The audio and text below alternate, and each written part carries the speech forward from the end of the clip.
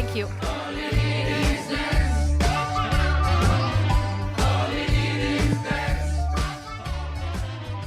So, we are going to be very fast and very effective, but I cannot renounce to say that this idea came from the excellent work that Sara El Haïry has been doing in government and is doing as High Commissioner for Childhood. She spot the light on something which is fundamental. Our future is a threat because our children are a threat, because our children aren't protected, because we don't do enough for the mental health problems, because we don't do enough to multiply opportunities for our future, because we don't do enough to put our constitutional power to take again the word of Paola Benanti over what is happening on the social platform, where our kids are at the mercy of any form of violence. So, inspired by the work of Sara El Haïry, we have decided to launch a campaign, to launch a European Pact for Childhood. Now, 1 minute of video, and then Sara will tell us everything about our project. So the video can start, please. Yes, I brought my teddy bear. At least someone in this chamber still remembers how to protect the smallest and most vulnerable. But protection is more than a symbol. It means safe schools, green parks, buses, and trains that bring us home safely. It means adults who listen when we feel sad or unwell. That is why I placed my teddy bear here on this podium, to remind you that children's voices must be heard. That is why we call for a true European Pact for Childhood. This is the proposal of us, the European Democrats. Thank you. Thank you so much, Sandro. Thank you so much. Because I think it's necessary to develop multilingualism in democracy. I have a choice, and my choice is to speak in French. So, pour moi, pour nous, l'essentiel, c'est évidemment ces valeurs absolument humanistes et démocratiques. Mais ces valeurs, elles commencent dès le plus jeune âge. Nous avons, dans nos partis respectifs, dans nos pays respectifs, tenter de protéger nos enfants les plus petits, les plus vulnérables.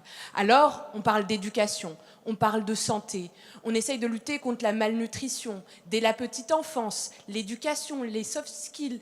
Mais dans le fond, nous avons oublié peut-être, en tout cas pas suffisamment pris à bras-le-corps, une nouvelle violence. Une violence qui va de plus en plus vite et qui est aujourd'hui dans le monde numérique. On vient d'en parler. Parce que nos démocraties sont bousculées, alors les géants, les puissants essayent de fragiliser nos enfants. D'abord les fragiliser en les enfermant dans des bulles algorithmiques, en petit à petit détricotant leur esprit critique, les amenant jusqu'à douter d'eux, douter d'eux-mêmes, douter de leur capacité à réfléchir. On a vu à quel point les conséquences des réseaux sociaux amènent à la dépression, malheureusement à l'isolement et parfois au suicide. Des violences nouvelles, le harcèlement, le cyberharcèlement, l'explosion de la pédocriminalité, partout.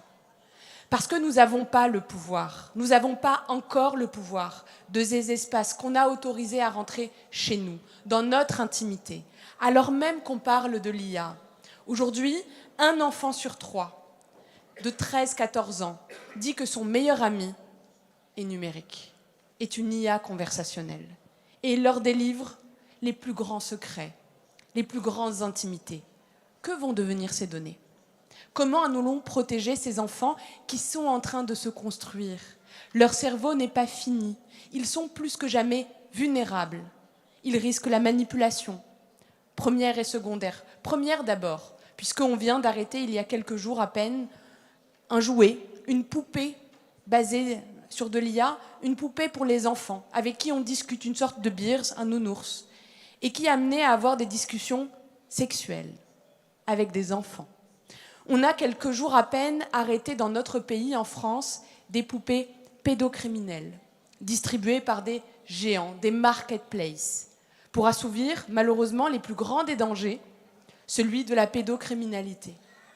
Simplement, en mettant sa carte de crédit, ça arrivait partout en Europe, partout, dans les domiciles de prédateurs. Face à ces géants, qu'ils soient des réseaux sociaux, qu'ils soient pour certains des jeux vidéo. Nous avons vu le risque aujourd'hui d'entités comme Roblox, où nous avons vu des prédateurs. Nous avons vu des extrémistes essayer de manipuler ces enfants de 8-9 ans, en passant par des messageries. Parce que oui, là où il y a des enfants, il y a des prédateurs. Alors nous, démocrates, nous qui avons peut-être plus que personne le courage de dire non, et de dire non en premier, nous avons le devoir, avec ce pacte, de passer aux actes. Aux actes, c'est quoi? Renforcer bien sûr notre régulation.